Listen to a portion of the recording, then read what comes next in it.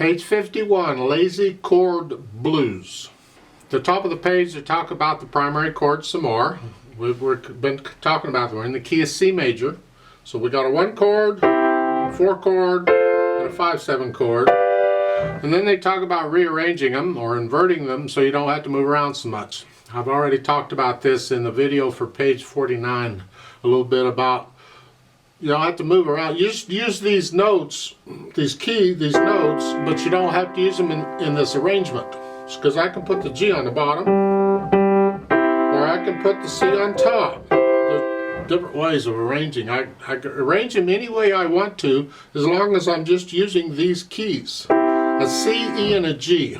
I could go a C, an E, and a G. That's a C chord. I could go a C, an E, and a G. It's still a C chord. I can, any arrangement. Well, they may not sound real good, but nevertheless, it's still a C chord. Here, a common arrangement we use is what they're showing in the book. I should do both hands, really. So 1 chord is in root position, and then the 4 chord is in 2nd position. In other words, the F here, I put the C on the bottom is all, because they don't have to move much. They're right close together. And then the 5/7 chord is, I just bring the bottom note down and here. I'm not using the D. You don't have to use all the notes, remember. Or I could leave out the D or B and use the D instead. It's still a 5/7 chord. Most of the time we leave out the D and we do that. Because this is a leading tone in C major. Remember leading tone? We hear that, we want to, I mean you can go down and go 2, but it's more effective you go up. So that's why we generally go here.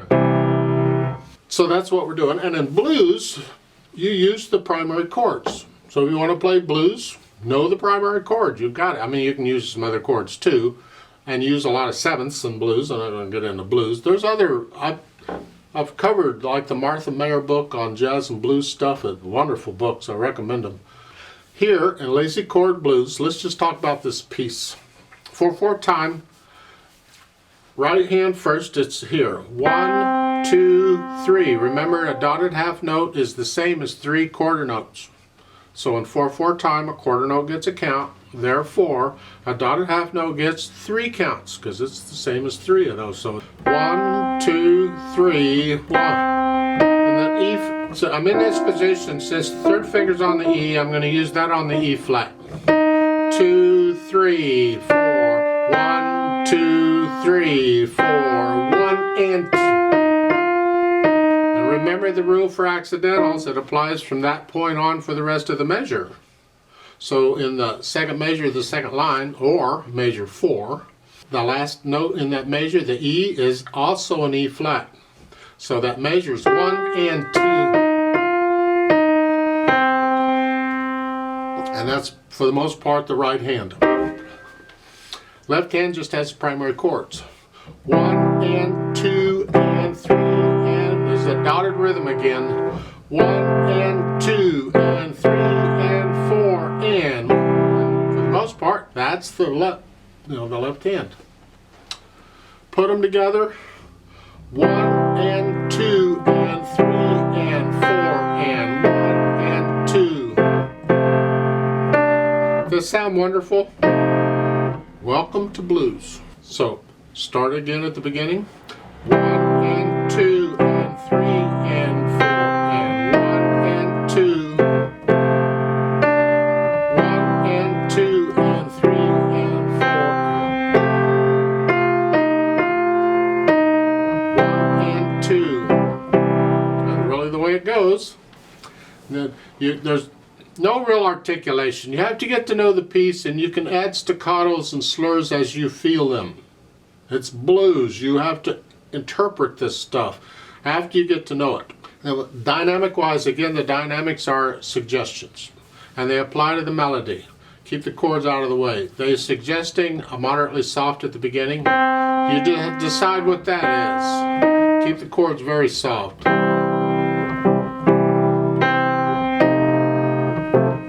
Second line, you go up to about a moderately loud.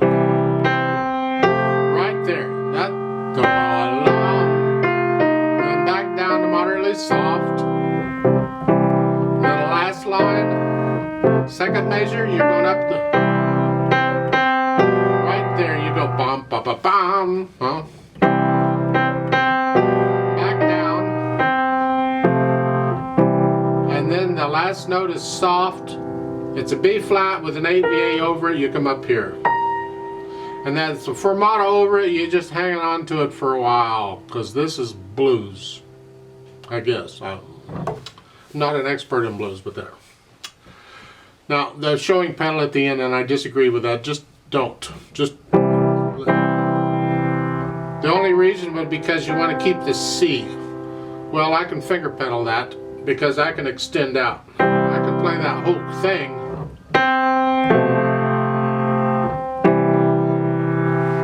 And then play it.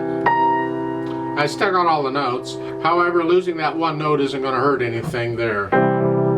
So, whether you use pedal or not is up to you, but I'm not going to use it. I don't see any point. I didn't use pedal anywhere else. I'm not going to use it here. Although you could pedal this in other places. For the overtones, the color, experiment.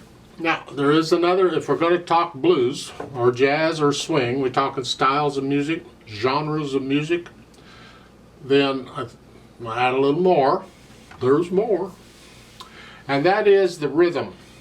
There is a natural rhythm for blues, swing, and jazz styles of music. And that is what we call swinging the eighth notes. It means swing the eighth notes. Play the eighth notes long and short. Don't play them even. So the counting isn't 1 and 2 and so forth. The counting is 1 and 2 and 3. You swing the counting. You feel this. It's inherent. There's no musical notation for it. It's not a dotted rhythm. It's not a triplet. It's just somewhere in between. And these short notes might be different shortnesses as you feel them. So here it's at the beginning, instead of 1 and 2 and 3 and it's 1 and 2 and 3 and 4 and 1 and 2 and 4 and. So the piece is that. 1, 2 and 2 and 3 and 4. 1 and 2. Or 1 and 2 and 3 and 2. 1 and 2. There's a retard onto at the end. You slow down a little bit. Hang on to that. It would sound better with pedal in this piece, but throughout, not just at the end. Just change the pedal with the harmony. I would like to do a play with me on this. Make sure you have the right notes and rhythms. And I am going to swing the eighth notes, but I'm not going to do any pedal because you can hear it better without pedal. All we're doing is checking notes and rhythms. I'm not trying to perform it. So I'll give us 4 counts. Let's try it together slowly. 1, 2, ready and go, and 1 and 2 and 3.